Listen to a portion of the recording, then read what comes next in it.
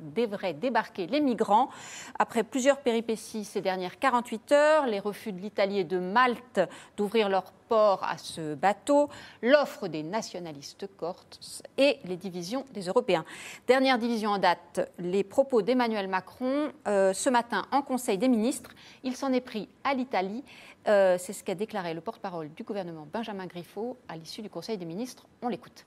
Dans cette crise, l'Italie s'est substituée aux autorités libyennes puisque le navire Aquarius était dans les eaux libyennes, et elle s'est substituée sans aller jusqu'au bout de la démarche. Et il y a là la preuve d'une forme de cynisme et d'une part d'irresponsabilité du gouvernement italien face à cette situation humanitaire dramatique.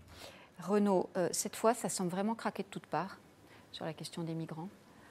Parce qu'avant, déjà, il y avait... Et là, maintenant, l'Italie qui refuse. L'Aquarius, ce n'est pas le symbole que, finalement, cette question est insoluble ? En fait, si vous voulez, oui, ça craque de toutes parts. C'est-à-dire que c'est une question très grave. C'est la grande question. C'est le grand sujet du moment. En fait, Emmanuel Macron devrait se préoccuper de deux choses en France. Le plus important, c'est le problème des migrants et le problème, évidemment, de l'emploi, qui, selon moi, ne peut se faire qu'en aidant les entreprises et les entrepreneurs à entreprendre en France. Bien.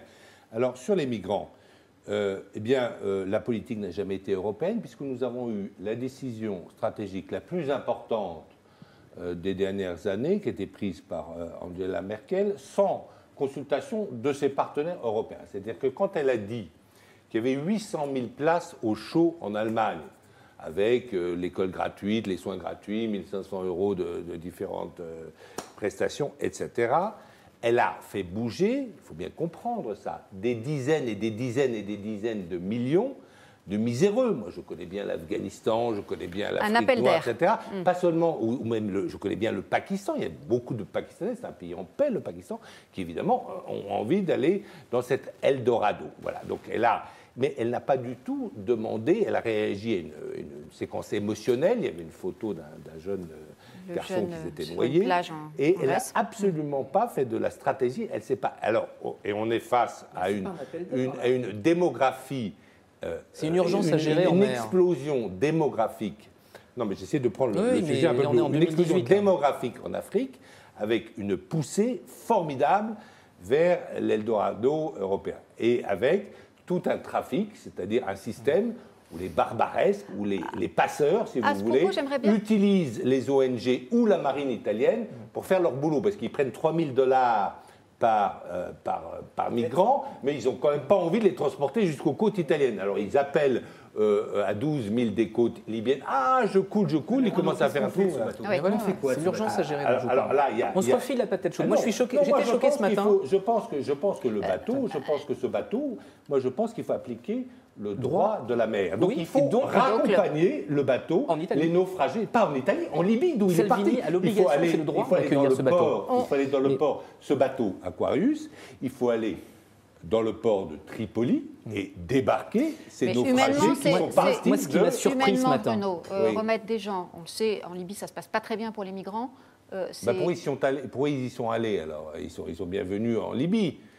Donc il faut appliquer le droit de la mer, c'est-à-dire que vous avez des naufragés, bien sûr on ne va pas les laisser se noyer, et donc on les ramène d'où ils ont embarqué. Donc on les ramène en Libye. Voilà. La gestion de la crise par Emmanuel Macron pose problème. Vous avez l'Élysée est silencieux pendant quasiment 24 heures. Il faut que Jean-Guy Talamoni, Gilles Simeoni, qui font de la politique eux-mêmes intérieure corse, il faut que ces deux-là se manifestent pour qu'en Conseil des ministres, Griveaux ait la question et réponde. Et qu'est-ce que dit Griveaux ?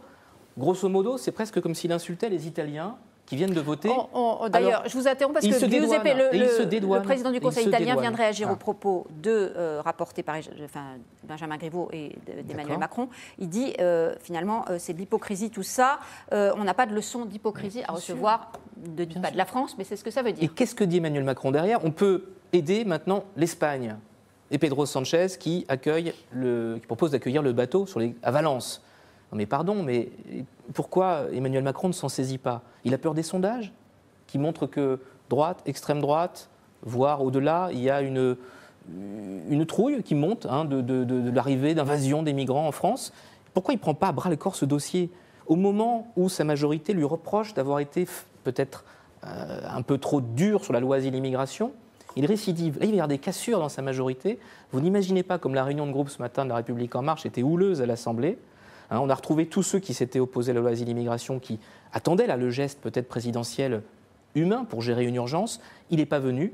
Et au lieu de ça, on dit aux Italiens, c'est pas bien. Ben oui, mais et si on prenait aussi notre part du problème? Alors, on va justement écouter Xavier Couture. Je vous donne la parole dans un instant. Je voudrais juste qu'on écoute, pour compléter ce que disait Yael Gauze, Gabriel Attal, porte-parole de La République En Marche. C'était ce matin sur Public Sénat. La ligne du gouvernement italien est à vomir. C'est inadmissible de faire de la petite politique avec des vies humaines, comme ce qui est fait en ce moment.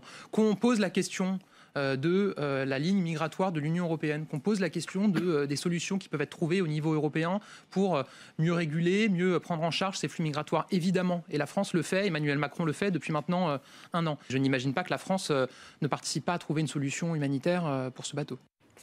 On s'assied évidemment sur la réalité du problème avec une réaction émotionnelle qui est tout à fait, je dirais, assez grotesque venant d'un pays qui n'a absolument rien fait, la France ayant été vraiment absente du sujet depuis quand même quelques années. Alors, je ne reviens pas sur la décision d'Angela Merkel, qui était une décision avant tout liée à l'emploi en Allemagne, au fait qu'il y avait besoin de main-d'œuvre. On a parlé tout à l'heure de ce problème démographique qui aujourd'hui occupe l'Allemagne. Mais on n'a pas parlé de l'accord de Dublin, qui fait qu'aujourd'hui, pour pouvoir se faire régulariser, il faut que le migrant réussisse à faire sa demande de naturalisation dans le pays où il arrive. Quels sont les pays où arrivent les migrants? L'Italie et la Grèce. On a abandonné l'Italie et la Grèce. La France en priorité. On les a abandonnés. Évidemment, en les abandonnant, qu'est-ce qu'on a fait?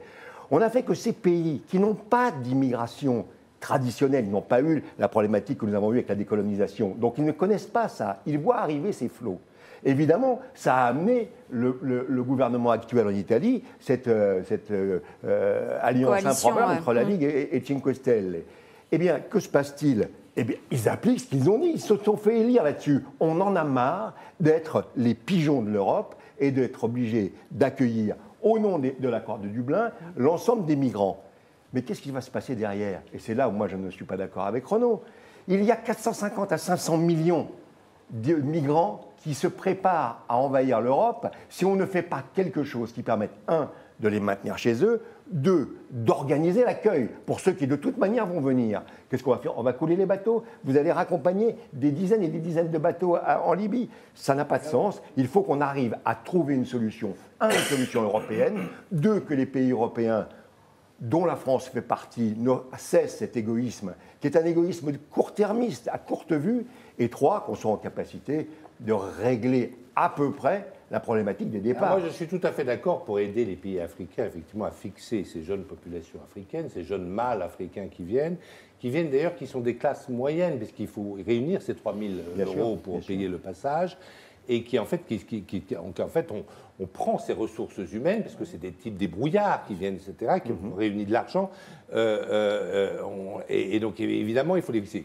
Alors, comment faire? Il fallait d'abord pas faire cet appel d'air, parce que souvent, d'ailleurs, ils ne sont pas si heureux que ça dans l'Eldorado, et les gens qui les accueillent en Italie, il n'y a pas aussi du bonheur à les accueillir. Donc, en fait, c'est une politique qui est mauvaise des deux côtés.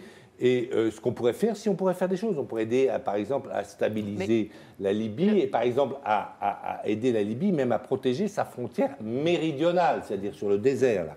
Et j'étais d'ailleurs, l'autre jour, j'ai rencontré un homme politique libyen qui veut lancer une sorte de forum, une 4e voie libyenne, et il m'expliquait qu'en fait, mais qu'on peut très bien, la Libye peut très bien sécuriser sa frontière ses frontières du Fezzan, là, cette région là, pour empêcher, pour couper l'appel d'air. Mais je pense quand même qu'il faut à un moment donné arrêter cet appel d'air extraordinaire, parce que ça va mal finir. Voilà, Emmanuel Macron a énormément évolué sur la question.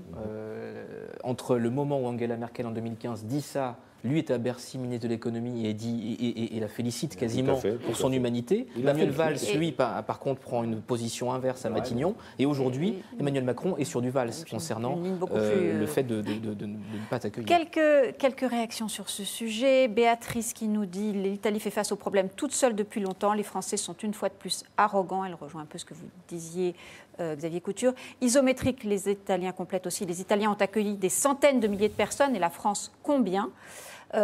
Anti-Mac, l'Europe n'est plus en mesure de gérer une crise. Pourquoi croyez-vous que les antisystèmes ont tant de succès ?